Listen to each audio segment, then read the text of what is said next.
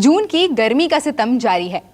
Heat wave के torture से लोग इतना परेशान हैं कि 5 मिनट धूप में जाने से लोगों की हालत खराब हो जाती है। ऐसी भीषण गर्मी में लोगों के शरीर का तापमान बढ़ना और बुखार होना आम हो गया है और लोग भी बिना सोचे समझे पैरासिटामोल और डोलो जैसे एंटीबायोटिक्स का इस्तेमाल कर लेते हैं।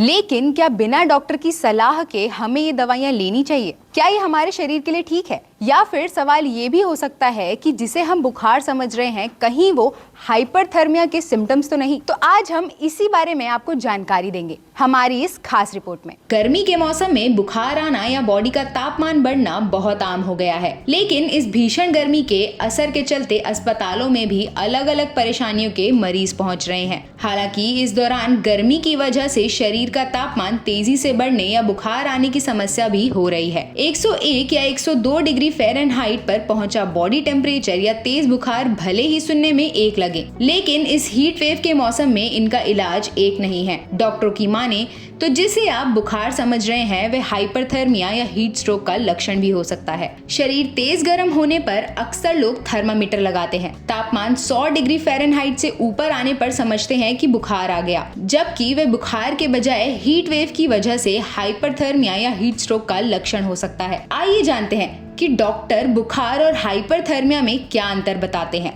गर्मी का कहर लगातार जारी है और लोगों पर इसका असर जो है बहुत ज़्यादा देखने को मिल रहा है। लोगों चक्कर आ जा रहे हैं, पसीने आ रहे हैं और उसके साथ साथ उनको बुखार जैसी स्थिति जो है वो बनती जा रही है। दरअसल में इस बीमारी को क्या कह रहे हैं और इसका जो गर्मी पड़ रही है, जो पारा करीब 47-48 तक पहुंच जा रहा है, इसका कितना प्रभाव जो है हमारे जीवन पर पड़ रहा है, इसके लिए हमारे साथ बातचीत करने के लिए डॉक्टर शारिका हैं कैलाश हॉस्पिटल से। डॉक्टर साहब, ये जो हीट वेव जिसे बताया जा रहा है कि हीट वेव जो चल रही है ये लोगों पे बहुत ज़्यादा असर डाल रही है, एक्चुअल में ये हीट वेव है क्या और इसके लक्षण क्या हैं और कैसे ये वो करती है? देखिए, इस समय पे सबको मालूम है कि बहुत भीषण गर्मी पड़ रही है और बाहर का टेम्परेचर 45 से लेके 50 डिग्रीज तक पहुंच रहा है। तो ऐसे में जो हमारा इंटरनल कोर टेम्परेचर होता है वो भी नॉर्मल से ऊपर पहुंच रहा है, जिसको हम हाइपरथर्मिया बोलते हैं। पेशेंट्स को या जो आम जनता है उनको ये महसूस होता है कि उनका शरीर तपने लगा है, गर्म होने लगा है और उनको डिहाइड्रेशन के सिम्टम्स आते हैं। ज़्यादा पसीना आने से आपके अंदर इलेक्ट्रोलाइट्स की कमी आने लगती है, नमक की कमी आने लगती है, जिसके वजह से क्रैम्प्स पड़ने लग सकते हैं। और अगर ज़्यादा भीषण डिहाइड्रेशन होता है तो ऐसे में पेशेंट्स को कन्वल्जन और स्ट्रोक भी आने के चांसेस हैं। तो इसको हाइपरथर्मिया बोलते हैं और अगर ये हाइपरथर्मिया कन्वल्जन, स्ट्रोक या अनकॉन्शियसनेस में लीड करता है तो हीट स्ट्रोक बोलते हैं, जिसमें एडमिशन की ज़रूरत पड़ती है। तो डॉक्टर साहब, ये जिस तरीके से जो आपने बताया कि भी जो बॉडी का टेम्परेचर है हमारा वो 102 103 तक पहुंच जा रहा है, ऐसे में लोग ज़्यादातर, क्योंकि बहुत कॉमन सी ड्रग है पैरासीटामोल, इसका लोग इस्तेमाल कर लेते हैं, तो क्या ये कितना सही है? नहीं, देखिए, ये जो बॉडी का टेम्परेचर बढ़ता है ये हमारा कोर बॉडी टेम्परेचर बढ़ रहा है क्योंकि बाहर का टेम्परेचर बढ़ा हुआ है। तो ये एक फीवर नहीं है, फीवर जो इन्फेक्शन के वजह से आता है। तो इसमें पैरासिटामोल फर्स्ट ड्रग नहीं होनी चाहिए। इसमें हमें अपना बॉडी टेम्परेचर जैसे शेड में रहना चाहिए, पानी ज़्यादा पीना चाहिए या ठंडी पट्टी रखनी चाहिए, उससे टेम्परेचर लोअर करना चाहिए, ना कि पैरासिटामोल लेना चाहिए। पैरासिटामोल केवल एक डॉक्टर के प्रिस्क्रिप्शन पे ही लेना चाहिए, नहीं तो ये बॉडी को नुकसान कर सकता है। इससे लीवर, किडनी सब पे? हाँ, इसको रे सिंड्रोम भी बोलते हैं। इसमें कई बार लिवर पे भी असर आता है।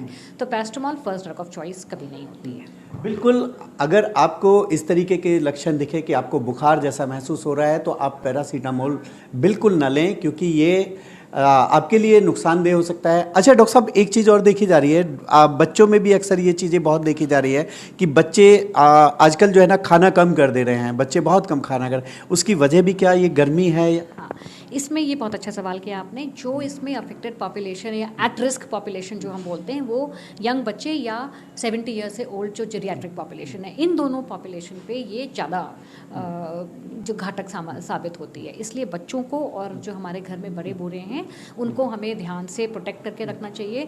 अगर घर से बाहर निकलना हो तो 12 से 4 का टाइम बिल्कुल नहीं निकलना चाहिए। उस समय पे हीट वेव मैक्सिमम होती है। उनको पानी, इलेक्ट्रोलाइट्स, ORS वगैरह अच्छी मात्रा में लेते रहना चाहिए। और गर्मी अगर किसी को हीट स्ट्रोक हो जाती है तो फर्स्ट सिम्टम भूख जाने की होती है। तो भूख अगर नहीं लगती है तो ये अंदर से कहीं ना कहीं थोड़े से हीट स्ट्रोक के सिम्टम्स हो सकते हैं। डॉक्टर साहब, इससे बचा कैसे जाए? इसके लिए कुछ मतलब घरेलू उपाय थोड़ा सा, कि क्योंकि हर आदमी तो डॉक्टर अफोर्ड नहीं कर पाता है, डॉक्टर के पास भी नहीं पहुंचता है, क्योंकि हम लोग इंडियन से पहले होम रेमेडीज़ पे ही ज़्यादा वो करते हैं, तो होम रेमेडीज़ क्या हो सकती है? होम रेमेडीज़ ही इसमें सबसे पहले काम आती हैं। डॉक्टर के पास जाने की ज़रूरत तो तभी पड़ती है अगर वो हीट स्ट्रोक हो जाए। हाइपोथर्मिया या हीट से बचने के लिए जो सिम्टम्स होते हैं वो हमें घर पे ही करने चाहिए। इसमें जैसे मैंने बताया, अर्ली मॉर्निंग या शाम के टाइम जब धूप ख़त्म हो जाती है उस समय पे बाहर निकला जाए। जो मेन धूप का टाइम है उसको अवॉइड करा जाए। अगर निकलना ज़रूरी है तो हैट लें, अम्ब्रेला लें, लूज़ कॉटन क्लोथ्स पहने जिससे कि बॉडी प्रोटेक्टेड रहे। अपने साथ हमेशा पानी कैरी करें, ORS कैरी करें जिससे कि आपकी बॉडी हाइड्रेटेड रहे। और इलेक्ट्रोलाइट्स रिप्लेस करना, जैसे नमक चीनी हमेशा का घोल बना के उसको रिप्लेस करना भी ज़रूरी है।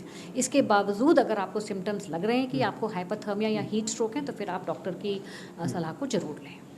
बिल्कुल, ये थी डॉक्टर सारिका जिन्होंने बताया कि गर्मी के कहर से जो सिम्टम्स लोगों में आ रहे हैं उनसे कैसे बचा जाए और उनको कैसे ध्यान में रखा जाए। कैमरा पर्सन राणा विनाश के साथ में यूसुफ, न्यूज़ 24 नोएडा।